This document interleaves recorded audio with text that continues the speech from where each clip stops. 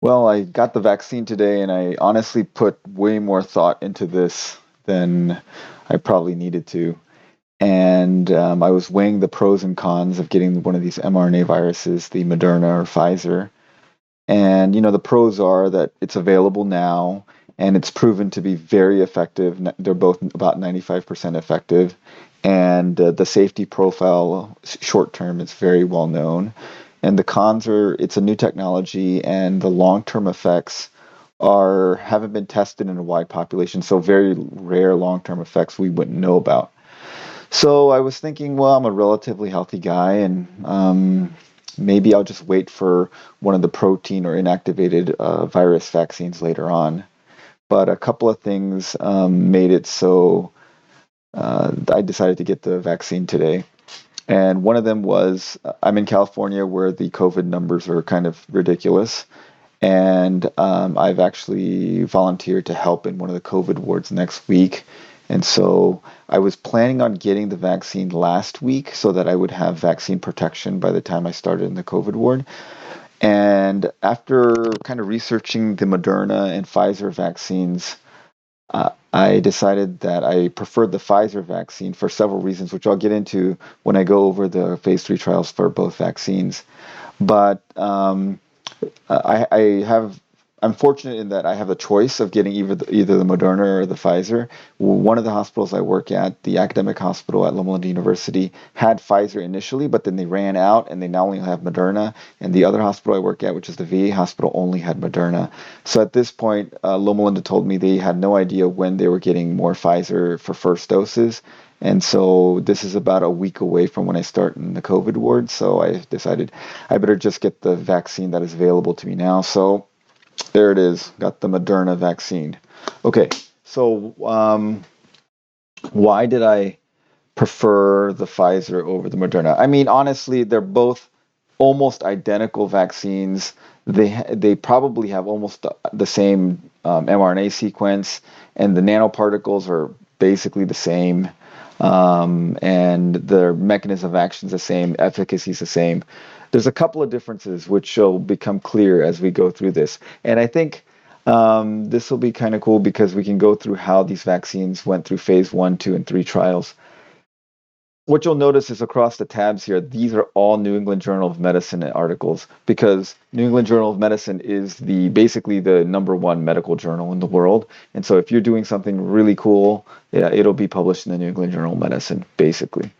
Um, so let's start with this. An mRNA vaccine against SARS-CoV-2 preliminary report. This is the phase 1/2 trial of the Moderna vaccine. They call their vaccine mRNA 1273. 1273, if you know the length of the spike protein, it is 1273 amino acids long. So what they did is they did a phase 1 dose escalation open trial where they tried 3 different doses, 25, 100, and 250 micrograms. And then what they do is they just basically they give people this and then they check their antibody titers and then they check for side effects. So let's go down to the side effects. So basically you see here mild, moderate, severe, and with the 250 it's microgram, not milligrams, micrograms. These are all microgram doses. At the 250 microgram dose, you had quite a bit of severe reactions.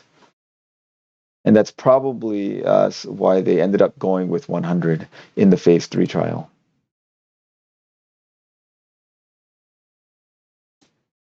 If you look here, it shows the different doses and what antibody titers that they got compared to convalescent plasma. So this is antibody levels in people that have actually gotten COVID. So right here. And so you can compare that to the doses. And you see, like with higher doses, the antibody titers get higher, obviously. So basically, this shows, yeah, it works. And side effects were pretty bad with the 250 dose. And so they decided that they would go with the 100 dose for the phase 3 trial. Yeah, so they basically got better results with that, but uh, I think the side effects were too great. Let me see. There was some interesting thing here in the discussion where they talked about the actual particle. Oh yeah, so this is the interesting thing. So this is where they talk a little bit about their structure. So they say that basically what they did is they modified the protein to have two prolines at the top of the heptad repeat 1, which prevents structural reintegration of fusion S2 subunit.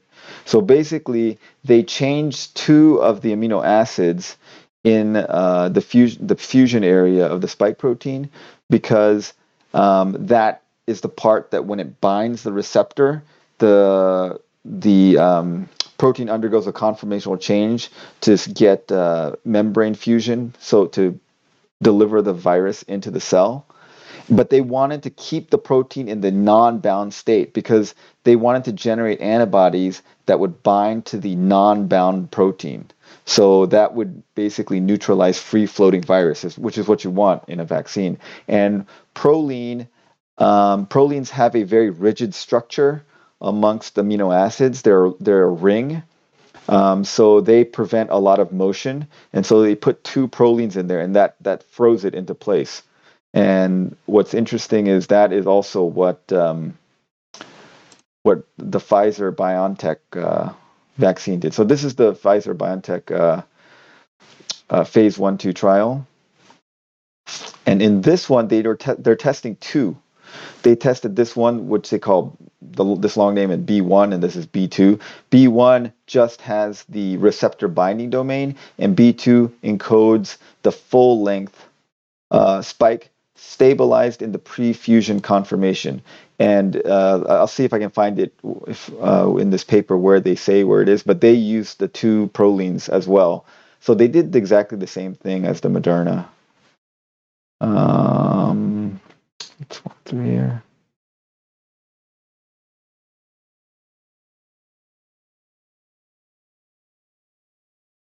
Okay, so in this one, they also did kind of different doses, and okay, that's local reactions. Not super interested in that. Okay, so systemic reactions. This is like fever, fatigue, chills, and you see they tested 10, 20, and 30 microgram doses. This is dose 1 and dose 2, and you can see at higher doses you get more side effects, bigger side effects, which is to be expected. But nothing. They didn't have, so neither study had any like really serious um, side effects where people needed to be hospitalized. Oh, well, actually, I think the Moderna one had a few people that had to be hospitalized in the 250 dose.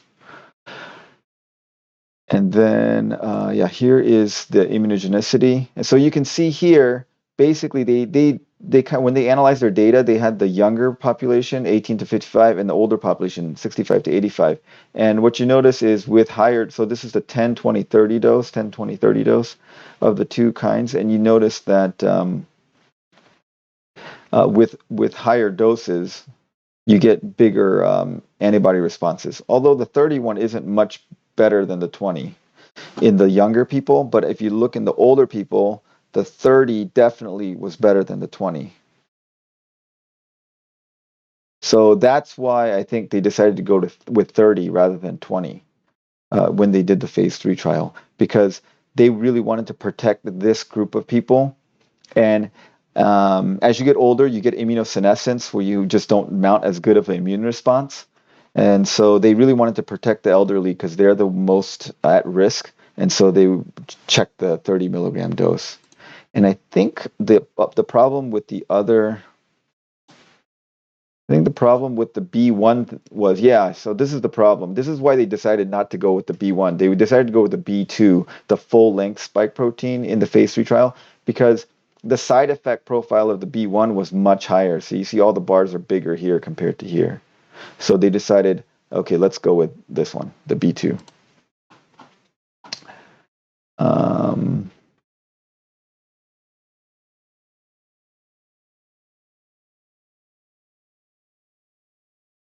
Trying to find where they talk about the proline. Here, let's see, proline.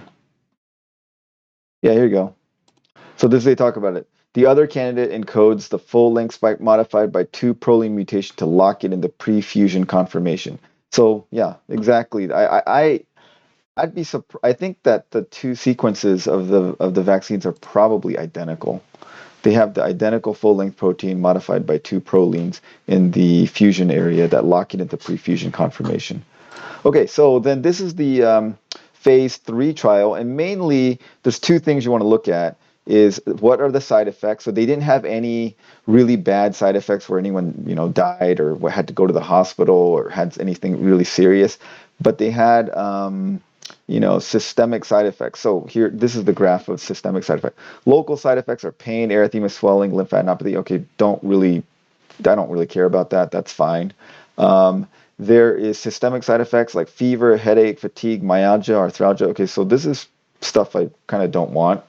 Um, and so if you look at any adverse effect at dose 2, grade 3 means that you could not perform daily activities. Basically, it was so bad that you couldn't do anything like that you normally do. You couldn't go to work. Um, and so if you look, about 12% of them had um, some kind of systemic side effect. And if you look at headache, I don't know if in the text they talk about it, but this was like 6 or 7%. And then this is fatigue was almost 10%. And myalgia also almost 10%. So those are fairly big numbers. Let me see if they give exact numbers in here.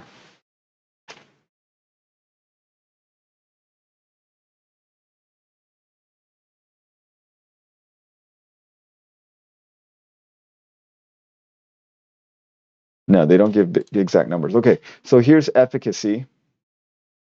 And so this is a graph showing COVID cases as they accumulate in the placebo group versus the mRNA group. Oh, here, hold on. Let me make this smaller.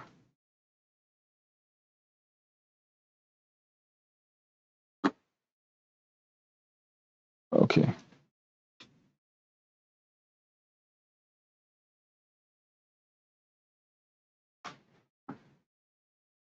Okay. So this graph shows the accumulation in the placebo group, and this is the accumulation in the vaccine group. And this is after dose 1, and this is after dose 2. You probably can't read this very well on the video, and unfortunately, I can't figure out how to make this bigger. But basically, they show that they had a thing where they showed after 14 days after dose 1 is when they started it, and then the other endpoint they started at 7 days after dose 2. And basically, the curves start diverging around day 11, 12. It's hard to tell in this graph because it's so tiny here. But that's when the effect of the vaccine happens, about 12 days after dose 1. Let me see if I can find the table where they talk about that.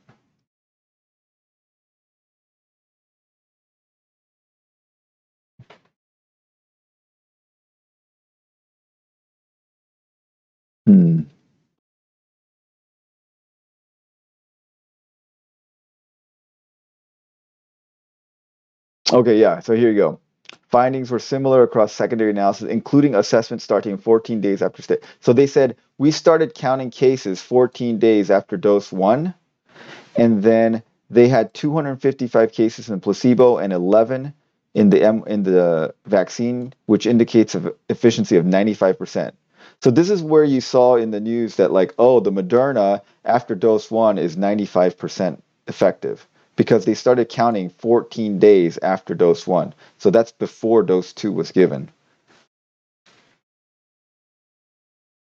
And then the other important thing is they found out that in preventing severe COVID, it was basically 100% effective because they had 30 cases of severe COVID, people that needed to go to ICU, and there were 30 in the placebo group and 0 in the vaccine group. So that's very good. So they had 94% effective if you started counting after the second dose, and 95% if you started counting 14 days after the first dose.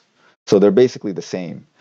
And then they were very effective at stopping severe COVID. So this is um, the Pfizer thing. So this is about 44,000 participants. And so then let's look at side effect profile. So side effect profile, you see for systemic, um, for systemic. So fatigue's the highest. I think it was 4%, but it's very low. It's lower than the Moderna, significantly lower. Moderna had 12% of any systemic reaction, and you'll see here. Okay, so severe systemic events were reported less than 2%, except for fatigue, which was 3.8%, and headache 2%. So this is about 3 times lower than the Moderna side effects, severe side effects, and severe meaning you can't go to work basically. And then efficacy. This is their efficacy graph. So theirs is a lot easier to see. And you see here that it looks very similar. And you'll see that um, their curves diverge around day 11, 12. See, they're tracking kind of the same, and here it diverges. And you see after the second dose, which is given on day 28, it doesn't diverge anymore. The slope remains the same. And so this is the thing where they get the 50% effectiveness rate. So after dose 1 and before dose 2, they had 39 cases in the vaccine group and 82 cases in the placebo group, which indicates about 50% protection. But that's because they started counting at day 0 after the first dose until day 28. And you see most of the cases are in this first 12 days. So if they would have started counting at day 14, like the Moderna trial did, you would get the same results. This thing is just as effective as the Moderna after the first dose, basically, if you look at their own data. And then in terms of severe side effects, it was, let's see, did they talk about it? It was like 10 and 1. Yeah, it was like 10 and 1. It's pretty much the same. They're very effective at stopping severe COVID as well. So between the two, basically the difference is Moderna uses 100 microgram dosage, and they had higher side effects, about 12% severe side effects, and Pfizer has 30 microgram dosage, so about 1/3 the dosage, and in the second round they had about 4%, so about 3 times less side effects, which makes sense. It's about 3 times less the dose, but efficacy seems to be about the same. They seem equally effective after the first dose because they just counted differently. Pfizer's trial counted from day 0 to day 28, whereas Moderna's trial they gave a figure for after day 14. But if you would have done the same analysis on the Pfizer, you would also get high efficiency after the first dose too. So anyways, I had preferred to get the Pfizer dose, and I tried to get it, but my hospital didn't know when they were getting it, so I ended up getting the Moderna, which is fine. I'll just have to deal with a little bit higher systemic side effects. The vaccine I really kind of was wanting to get was the Novavax vaccine. They just published their phase 1/2 trial, and they also show a very good safety profile, and they show good immune function. They are undergoing phase 3 trials now, and you can sign up here at their website. And I